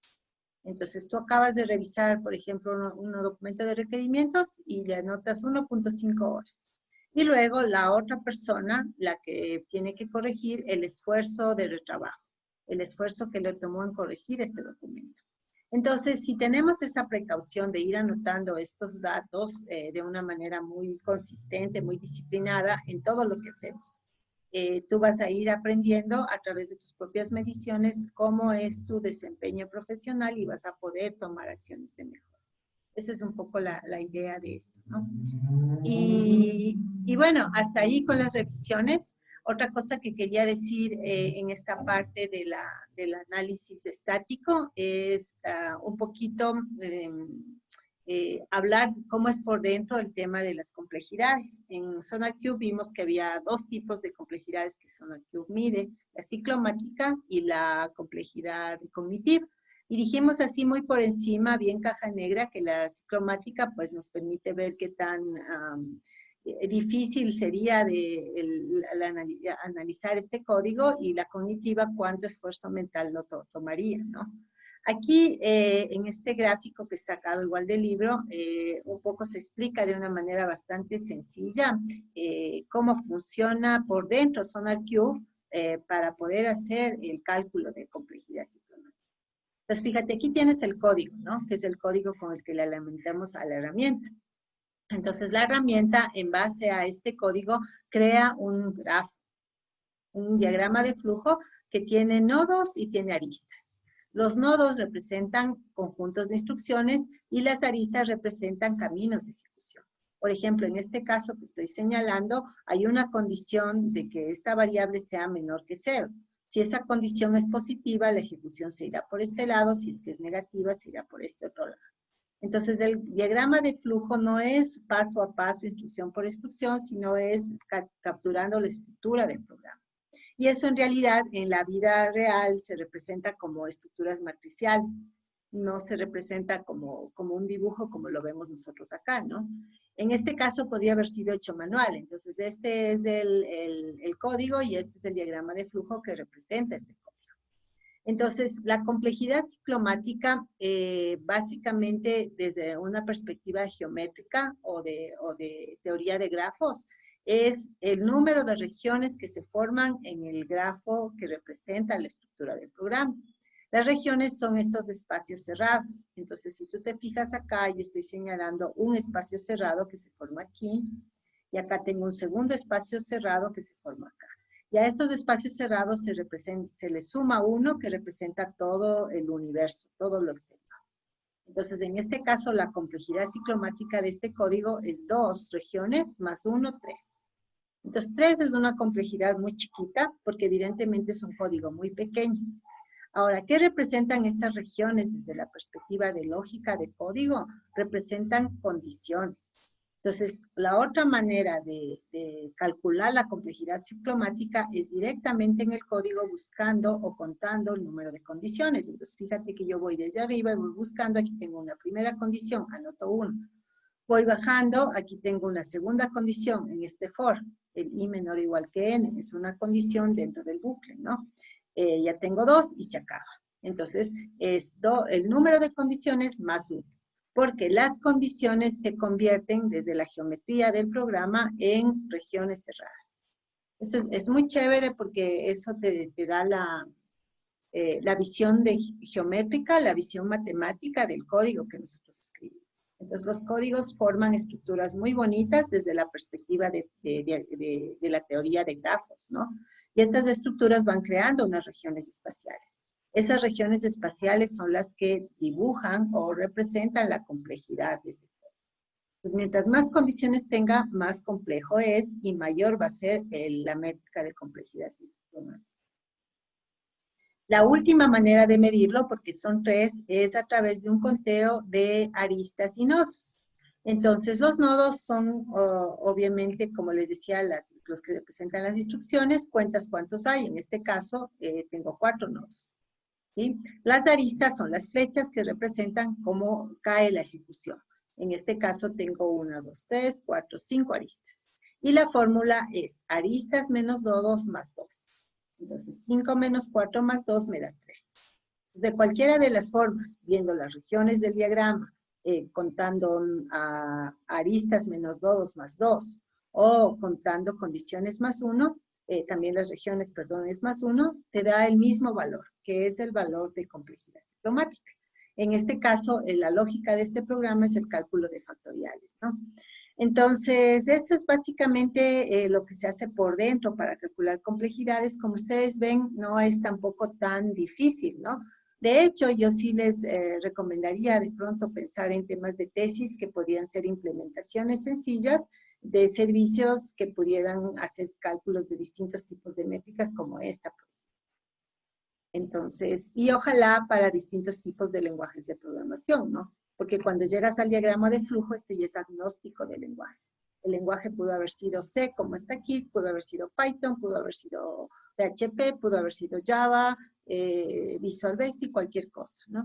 Porque yo ya llegué acá al grafo que representa la estructura o lógica del programa. Y ahí es donde yo analizo la complejidad que tiene. Entonces, eso en cuanto a la complejidad. Y ahora sí, hablemos un poquito de las pruebas de caja negra. Entonces, he sacado para ustedes aquí los, digamos, puntos principales a recordar de pruebas de caja negra para el examen y también en general, ¿no? Entonces, primero, aquí el tester le ve al objeto de prueba, como su nombre lo dice, como una caja negra, cerrado, como en cortina, no sé qué hay adentro. La estructura interna es desconocida y si es conocida es irrelevante. Entonces, si a mí me pasas el código fuente, pero voy a hacer pruebas de caja negra, yo ignoro ese código fuente. En este punto no lo necesito, no lo tomo en cuenta. Eso lo usaré en pruebas de caja blanca. Tercero, estas pruebas, por lo general, los casos de pruebas se diseñan a partir de la especificación, tanto de lo funcional como lo no funcional. Recuerden que lo no funcional va pegado a la funcionalidad cuando haces un documento de requerimientos bien hecho.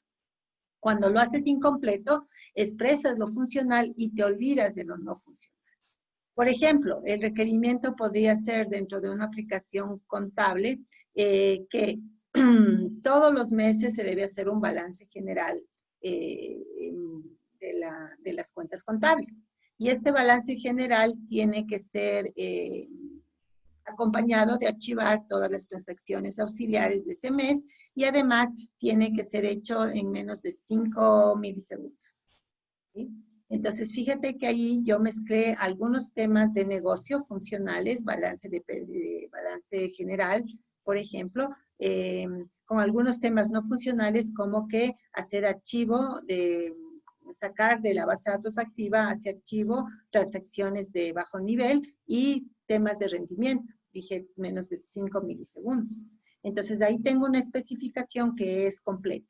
Entonces, de esa especificación completa, yo puedo sacar varios casos de prueba. El que va a probar el tiempo de respuesta, el que va a probar si los registros de auxiliares en la tabla de detalle de la contabilidad se pasan a históricos, y el que va a probar también si se generan los balances generales, es decir, la actualización de las cuentas contables.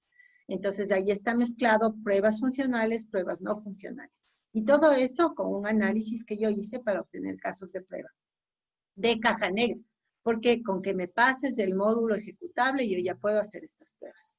No necesito más. Entonces, estas pruebas también se las llama pruebas de comportamiento, porque yo doy una entrada y veo la salida. Entonces, de la entrada digo crear el balance general del mes de enero del 2020. Y en la salida tengo el cronómetro que me dice cuánto tiempo se demoró, la tabla en donde veo que se borró de la tabla principal y se fue a la tabla auxiliar, y la otra tabla en donde veo que los saldos de los balances han sido actualizados. ¿Sí? Y comparo las salidas con lo esperado. Si se demoró 10 milisegundos y mi esperado era 5 milisegundos, pues ya reporto una incidencia. No está cumpliendo con la parte de tiempo de respuesta. ¿Sí? Entonces es comportamiento lo que yo mido. Tanto comportamiento de negocio como comportamiento de los criterios de calidad de la ISO 25000, los que sean relevantes. Entonces, en definitiva, en estas pruebas la funcionalidad es el foco de atención y la técnica de caja negra tiene varios nombres. También se le llama prueba funcional o se le llama prueba orientada a la especificación. Depende de los autores, depende de las traducciones, pero estamos hablando de lo mismo. Entonces, como les decía, las dos técnicas ejemplo que vamos a tomar para caja negra son la de equivalencia y valores límites. Particiones de equivalencia prácticamente lo que dice es, fíjate bien cuáles son los rangos de valores que puede tener cada variable de entrada de las interfaces. Y valores límites lo que dice es, agrégale un más delta y un menos delta para ver no solamente los extremos de los rangos, sino también lo que está un poquito antes y un poquito después. Y eso tiene mucho que ver, o depende mucho más bien de los tipos de datos. Por ejemplo, por eso les he capturado acá estas pantallitas del capítulo 4. Si tú tienes un dato tipo entero, y te dicen que ese dato es un número que es válido del 1 al 99, entonces aquí tienes el rango válido, como acabo de decir, del 1 al 99. Por lo tanto, yo ya puedo definir dos rangos inválidos, del 0 hacia menos infinito. Cualquier número que esté en ese rango es rechazado por ser demasiado bajo, o del 100 hacia el más infinito. Cualquier número que esté en ese rango también es rechazado. Por lo tanto, de acuerdo a este análisis, yo necesito, como yo tengo 3 particiones de equivalencia, yo necesito 3 casos de prueba, cada uno con un representante. El primer caso de prueba es el válido, y un representante puede ser cualquier número del rango, por ejemplo, el número 15. El segundo caso de prueba es el demasiado bajo, y cualquier representante, por ejemplo, menos 10. Y el otro caso de prueba es rango demasiado alto, y cualquier representante 110. Pues cuando yo ejecute las pruebas de caja negra, con esos 3 datos de prueba, me deberá dar un distinto comportamiento. Si es que es el primer caso, aceptado. Si es el segundo caso, un mensaje de error que diga que es muy bajo. Y si es el tercer caso, un mensaje de error que diga que es demasiado alto. Si estos dos mensajes de error están juntos y en ambos casos me dice dato inválido, ese es un mensaje de error incompleto. Porque me dice que el dato es inválido, lo cual es cierto, pero no me dice por qué. Entonces no me da como usuario una retroalimentación para yo poder dar un dato que sí sea válido. ¿Sí? Entonces eso sería en entero. Ahora, si es un número real o flotante, depende de la cantidad de decimales. Digamos que es con 2, como está en este ejemplo. Entonces, fíjate que en este caso, el rango válido iría desde 0.00 hasta 999.99. ¿Sí? O hasta 1000, dependiendo de lo que me hayan dicho, ¿no? Y cuando yo agregue los valores límites, mi delta sería 0,01. Entonces, si mi rango válido empieza desde 0, mi primer valor no válido va a ser menos 0.01. Y eso tendré que probar para asegurarme que estoy trabajando bien los valores límites. Y también tendré que probar el valor límite más delta, que en este caso será 0.01. Entonces, fíjate que al aumentar valores límites por cada extremo de un rango se añaden 2 más. Entonces, mi extremo del rango es el 0. En este caso 0.00. Y los dos que añado son otro caso de prueba con menos delta, el menos 0.01, y un caso de prueba tercero con más delta, 0.01. Y lo mismo haré en el otro extremo, y eso haré para todos los extremos. Entonces, al aumentar valores límites a particiones de equivalencia, aumenta la cantidad de casos de prueba que tú tienes por cada dato de entrada. Y luego tienes que hacer combinaciones entre los datos. Por eso es que la cantidad de casos de prueba crece exponencialmente, y por eso es que decimos que no es posible probarlo todo. No hay las pruebas exhaustivas. Entonces, eso es lo principal de caja negra. Ahora hablemos un poquito de caja blanca. Entonces, en caja blanca, aquí sí que se trabaja la estructura interna del objeto de prueba. Yo necesito toda la información de ese objeto, ¿no? Es interesante que tú puedas hacer caja blanca en cualquier nivel de prueba. Recuerden, y eso es básico para el examen, que hay 4 niveles de pruebas, ¿no? Componentes, el primero, el segundo, integración, tercero, sistemas, y cuarto, el nivel de aceptación. Y dentro de aceptación hay varios tipos de aceptaciones, ¿no? La aceptación contractual, la aceptación operativa, la aceptación como usuario final, etcétera, ¿no? Entonces, todo eso lo que vimos en la parte de niveles. Entonces, podemos hacer pruebas de caja blanca en todos los niveles, y las 2 pruebas más comunes son estas 2 coberturas, la que se llama de sentencia y la que se llama de decisión. La cobertura de sentencia o de instrucción, como su nombre lo dice, básicamente lo que te dice es el porcentaje de instrucciones de código que han sido probadas al menos una vez. A veces son más veces porque se repite probar unas cosas para probar otras. Ya vamos a ver un ejemplo más adelante. Entonces, esa es la cobertura de sentencia de instrucción o en inglés statement coverage. Y la otra cobertura que es muy usada también es la cobertura de decisión, también llamada cobertura de rama, o en inglés decision coverage o branch coverage. ¿Sí? Rama, porque son las ramas que vimos en el flujograma, ¿no? En el grafo. Entonces, de aquí también es el porcentaje, en este caso, de decisiones que han sido probadas al menos una vez. Entonces, veamos esto en ejemplo. Entonces, aquí tengo el código nuevamente, y aquí tengo nuevamente mi flujograma. Entonces, en este caso, yo voy sobre este flujograma, yo voy a decidir cuántos casos de prueba voy a analizar, más bien, cuántos y cuáles son los casos de prueba que necesito para cobertura 100% de sentencia y luego 100% de rama o de decisión. Entonces, vamos primero por sentencias. Dijimos que sentencias era probar todas las instrucciones del código al menos una vez para 100%. Si yo solo pruebo la mitad, sería 50%. Y así, ¿no? Entonces, depende cuántas cubras, el porcentaje obviamente que te va a dar. Entonces, yo voy a crear un caso de prueba que, empezando obviamente por el punto A, que es el ingreso, donde se digitará el dato N, donde se pedirá el dato N, bajo al punto B, que es donde se ve la condición. Entonces, digamos que yo doy un dato N, tal que la condición me da verdad. Entonces, aquí tengo el primer dato de prueba, que es -1. ¿Sí? Entonces, como -1 es menor que 0, entonces me voy por este camino de acá y salgo. Eso ya es un caso de prueba. Entonces, ese caso de prueba recorrió este camino, el camino ABD, con el dato -1. Entonces, este es el camino básico ABD. Ahora, haciendo ese caso de prueba, yo no tengo 100% de cobertura de sentencia, porque hay una sentencia que yo no he cubierto, que es esta de acá, la de I menor o igual que N. Entonces, necesito otro caso de prueba para poder hacer esa cobertura. Y ese caso de prueba, obviamente, se irá por el otro camino. Entonces, empiezo por aquí, por A. Aquí le pido el dato N, y en este caso ingreso como N, por ejemplo, el número, no sé, 0. Como 0 no es menor que 0, se va por el dato falso, se viene por acá, entonces ejecuta esta condición de acá, y entonces sale.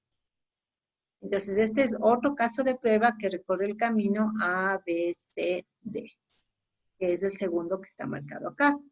Entonces, fíjense en que con dos casos de prueba, el camino ABD y el camino ABCD, yo ya tengo 100% de cobertura de sentencia, porque ya todas las sentencias que están representadas por estos nodos han sido ejecutadas al menos una vez. Y algunas han sido ejecutadas dos. La parte A y la parte B me tocó repetir en el segundo camino para poder llegar a lo que necesitaba, que era la parte C. La parte D también me tocó repetir. Pero en todo caso, dos casos de prueba me permitieron 100% de cobertura de sentencia, obviamente dándome cuenta a través de la estructura cuáles son los datos de entrada que me conviene utilizar. Porque, por ejemplo, si yo probaba esto, si yo ejecutaba 3 pruebas en este código, y la una era con -1, la otra era con -5 y la otra era con -10, todas esas 3 ejecuciones en realidad eran el mismo camino básico, ABD, y entonces perdí mi tiempo, porque aunque hice 3 o 30 o 300 o 3000 veces, como en todas ellas ejecuté el mismo camino básico, no logré mejorar mi cobertura de sentencia y básicamente repetí la misma prueba varias veces, solamente que con distinto dato de entrada. Por eso es súper importante darte cuenta de los caminos y solamente plantear una prueba por cada camino. Las pruebas adicionales solo son pérdida de tiempo. Entonces, por eso es que rechazamos los datos aleatorios en pruebas. Porque cuando haces aleatorio pierdes mucho tiempo, repites cosas que ya no tiene sentido repetir. Es como decía Einstein, si tú haces lo mismo un montón de veces, vas a obtener el mismo resultado. Entonces, cualquier dato del rango de menor que 0 me va a llevar siempre por el camino 1. Y entonces, ¿para qué voy a hacer varias veces? Solo lo hago una vez. Entonces, eso sería la cobertura de sentencia. Ahora vamos a la segunda cobertura, que es la cobertura de rama o de decisión. Entonces, para que te sea más fácil recordar, la cobertura de sentencia involucra cubrir todos los nodos del grafo. La cobertura de rama involucra, en cambio, cubrir todas las flechas, todas las aristas. Entonces, los dos casos que ya ejecutamos, el ABD y el ABCD, cubren ya todos los nodos, pero no cubren todas las aristas. Si tú te das cuenta, falta esta arista de acá. Entonces, esta no ha sido cubierta y por lo tanto, con dos casos de prueba, tengo 100% de cobertura de sentencia, pero no tengo 100% de cobertura de condición. Entonces, ahí tengo un riesgo si me quedo ahí. Pero si yo quiero aumentar la cobertura también a 100% de decisión, necesito aumentar un nuevo camino, un nuevo caso de prueba. Que en este caso empieza nuevamente en A, ahí se toma el dato de ingreso, va a B, en este caso el dato de ingreso va a ser 1, ¿sí? Entonces 1 menor que 0 es falso, se viene por acá. Entonces aquí empieza el conteo y como I empieza en 0, donde está, I empieza en 1 y 1 es menor o igual que 1, entonces ejecuta una vez el for. Esa es la diferencia, ¿no? Ejecuta una vez el for, es decir, da una vuelta acá, entonces ya toma esto. Y al dar la vuelta, el I se incrementa, ahora el I es 2, 2 ya no es menor o igual que 1, que es mi dato de prueba, y salgo. Entonces me voy a la salida. Entonces, a la cuenta, el camino quedó de la siguiente manera. A, B, C, como me dio una vuelta otra vez C, y ahora sí salgo a D. Ese es el camino número 3. Entonces, ¿cómo logré hacer este camino número 3 para recorrer esta arista que me faltaba? Pues cambiando el dato de entrada. En este caso, el dato de entrada es 1. Y ese dato es lo mismo que el 2, que el 3, que el 4, porque ahí lo que pasará es que se seguirá dando vueltas acá. Entonces, si uso como N 1.000.000, lo único que voy a hacer es desperdiciar mi tiempo y tiempo de procesamiento de mi computador, porque va a quedarse aquí 1.000.000 de veces. Pero va a dar, para fines de cobertura, va a dar exactamente lo mismo que haber hecho la prueba con el dato 1. ¿Sí? Entonces, de esa manera tú optimizas también el tiempo que te demora ejecutar una prueba y optimizas el uso de recursos de procesamiento utilizando datos de entrada inteligentes. ¿Sí? Entonces, en definitiva, en este pequeño ejemplo, tómelo en cuenta para el examen porque vendrá algo parecido. Yo necesito un tercer camino básico con un dato de prueba específico para poder tener una cobertura de 100% de sentencia. De rama, porque la de sentencia es la de nodo, ¿no? Y por lo general, la de sentencia, no por lo general, la de sentencia siempre abarca la de nodo. Es decir, si yo tengo 100% de cobertura de sentencia, automáticamente ya de hecho tengo 100% de cobertura de nodo, pero no al revés. Entonces necesito, por lo general, igual número o mayor número de caminos para cubrir aristas que para cubrir nodos. Es decir, para cubrir decisiones que para cubrir sentencias. Ese es básicamente el orden, tal como está acá, ¿no? Sentencia es menor que decisión. Decisión es más abarcador que sentencia. Por lo tanto, por lo general va a requerir más casos de prueba, a veces el mismo número de casos de prueba. Depende de la estructura del código, que yo la veo cuando analizo el diagrama del grafo, ¿no? El grafo que representa este programa. Ok, y eso es básicamente lo principal de esta última parte que hemos estudiado. Nada más hacerles acuerdo que las referencias que hemos utilizado es el libro de Rex Black y Gary Rueda, que se llama Fundamentos de Prueba de Software. Y obviamente el sílabo de la certificación CTFL de ISTQB, que es la última versión, la que está vigente, es la de este año 2018. Entonces, abro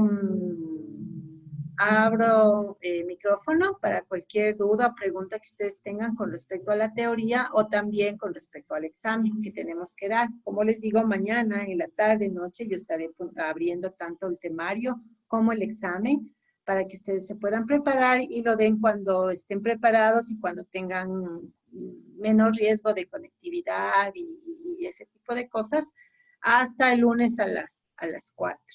Y como las notas yo las tengo que subir al sistema hasta el día jueves o algo así, pues yo les estaré informando a través del chat sus calificaciones para en caso de que haya necesidad de revisar o que tengan alguna duda, pues me hagan saber cada uno de ustedes y cuando ya todo el mundo esté de acuerdo con su nota, pues yo subiré las notas al sistema.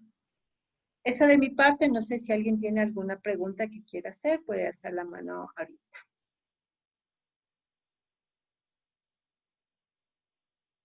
Es que no veo manos alzadas, pues asumo que no hay preguntas.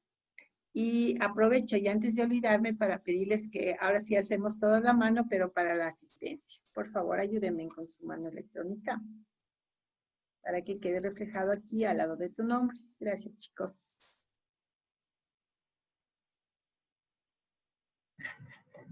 Profe, mi mano no se levanta. Ah, ya se levantó. Ya estás. Ya te vi. Me falta Richard Miranda, Jairo Chancusi y David. Gracias, Jairo. David Carvajal y Richard. Richard está ahí por ahí tratando de conectar su audio. Richard, por favor, alza tu mano. Y David. Ok. Listo. Muchísimas gracias a todos. Si desean, pueden bajar su mano, que no se cansen. Y si es que hay preguntas, todavía hay chance de lo que ustedes quieran preguntar o comentar. Estos son nuestros últimos minutos de clases de este semestre tan peculiar. De mi parte, dos cosas. Primero, una invitación. Quiero invitarles a no salirse del chat del grupo. Bueno, en un inicio en estos días y hasta la próxima semana que yo suba notas, todavía vamos a tener obviamente actividad de comunicación, ¿no? Entonces yo les mandaré ahí información general y si ustedes desean, pues pueden responder como siempre en el chat general o pueden comunicarse conmigo por interno. Y si no es por WhatsApp, por correo, ¿no? Hasta que podamos subir notas. Pero mi invitación es que ustedes consideren la posibilidad de no salirse de ese chat, incluso después de que ya pasemos notas y todos pasemos. Aspiraría yo que nadie tenga que irse a supletorio, pero si es que ese fuera el caso, pues ahí sí tendríamos que tener una reunión con las personas de supletorio para fijar fecha, hora, y el trabajo previo para ir a supletorio, porque en esta materia es requisito fundamental para presentarte al examen de supletorio hacer un trabajo. Entonces, hablar del trabajo, de las fechas de entrega del trabajo y también un poco de cómo va a ser la modalidad. El examen supletorio va a tener dos partes, la parte oral, que será un examen así en vivo, en donde pues tendremos preguntas y respuestas que tú responderás oralmente y la otra parte que será ya la teórica escrita como tal, sobre toda la materia. Entonces es un examen extenso, es un examen complicado y por lo tanto yo creo que es mejor que pensemos más bien en cerrar lo mejor posible la nota del segundo bimestre, ya con lo único que nos falta, que les falta a ustedes, que es dar el examen. Entonces, esperando que ya todos pasemos, ojalá sin supletorio, todos también, quédense en el chat porque yo quiero invitarles a ustedes a que, pues Dios mediante, cuando ya podamos, nos reunamos, nos conozcamos en persona, porque yo creo que a la mayoría de ustedes, si no es a todos, no los conozco en persona. Y yo les invito a una pizza. Entonces, veamos, ojalá ya conforme pasen las semanas, los meses y la cosa se mejore y tal vez ya todos retornemos a estar en Quito, porque yo sé que algunos de ustedes incluso no están físicamente acá en Quito. Llegue un momento en que podamos plantear una reunión, nos podamos encontrar, nos podamos conocer y podamos conversar de cómo nos sentimos en este semestre, en esta clase. Entonces yo dejo pendiente esa invitación y estoy segura que va a poder ser posible. Nada más nos toca tener un poquito de paciencia. Entonces por eso les pediría que no se salgan, porque si se salen del chat me va a ser difícil volverles a encontrar, o sea, encontrar el rastro de ustedes. Así es que les prometo que una vez que pasemos nota no vamos a tener el chat activo, es decir, solamente lo dejamos ahí en stand-by hasta cuando yo les pueda decir, ¿saben qué? Ya como todo está ya un poco manejable, pues veámonos aquí, acá, o pongámonos de acuerdo cuándo nos podemos encontrar y poderles yo hacer esta invitación. Eso de mi parte, la primera cosa. Y la segunda cosa, agradecerles mucho a ustedes por su paciencia, por su tiempo, por ser buenos jugadores y haber apoyado con sacar adelante la materia. Yo sé que en algunos momentos sí hemos tenido tareas sobrepuestas, algunas veces individual con trabajo de grupo, algunas veces individual con individual, pero no encontré mejor manera de hacerlo para poder cumplir con lo que teníamos que hacer, que es el contenido que hemos logrado terminar el día de hoy. Entonces, para mí era muy importante poder llevar el mismo nivel de calidad, hablando de calidad, que yo trato de llevar siempre en todos mis cursos. Y claro, como hemos tenido que ir viendo sobre la marcha cómo nos va, y con las dificultades técnicas, yo sé que también a ratos mi internet no es el mejor del mundo, entonces que a ratos también se les corta a ustedes y que eso también es frustrante. Pero bueno, ahí hemos estado, he tenido una asistencia, gracias a Dios, bastante regular, casi no hemos tenido novedades con nadie que ha tenido problemas realmente inmanejables, aunque todos tenemos dificultades, tampoco, eso también es cierto, no tengo a nadie que diga yo no tengo ninguna dificultad, todos hemos tenido o estamos teniendo dificultades en mayor o menor cantidad y grado. Pero bueno, lo hemos logrado, hemos llegado a este punto en que podemos despedir la clase como tal. Entonces, agradecerles muchísimo, darles un abrazo virtual y seguimos en contacto estos días hasta cerrar la nota de este bimestre. Y si alguien más quiere decir algo en este momento, despedirse o lo que sea, o aceptarme desde ya la invitación, basta que seamos dos para que podamos encontrarnos y conocernos algún rato. De mi parte nada más. Les agradezco muchísimo. Si alguien quiere decir algo, pues bienvenido. Y si no, pues muchísimas gracias por todo una vez más y muy buena tarde a todos. Gracias, chicos. Bueno, ingeniera, de mi parte, igual, muchísimas gracias, que le vaya bien en su certificación y me apunto para la pizza cuando sea posible. Muchísimas gracias. Hecho, Ricardo. Entonces ya somos dos al menos. Y mientras más, mejor. Solamente compramos más pizzas nomás. Ya de ser con una cervecita, con alguna cosita, porque si no, no vale seco. Listo, chicos. Entonces nos podemos despedir y que estén muy bien. Hasta luego. Hasta luego, profe. Cuídese. Chao, David, igual. Que les vaya muy bien en las otras materias también. Gracias también. Chao, chao. Muchas gracias, Inge. Muchas gracias, Inge. Nada, que estén muy bien, chicos. Hasta luego. Chao, nos estamos hablando. Sí, ya tienen mi palabra y nos vamos. Bueno, ya todo pase, profe. Sí, ya habrá oportunidad, aunque tengamos que esperar. Claro, hay que esperar. Sí, ya, Inge, hasta luego. Chao, chao, Ricardo. Ya te anoté, te tomo la palabra. Listo, profe. Ya, Inge, igual a David, chao. Igual a todos bienvenidos. Que estén muy bien. Chao, chao, chicos. Chao, profe.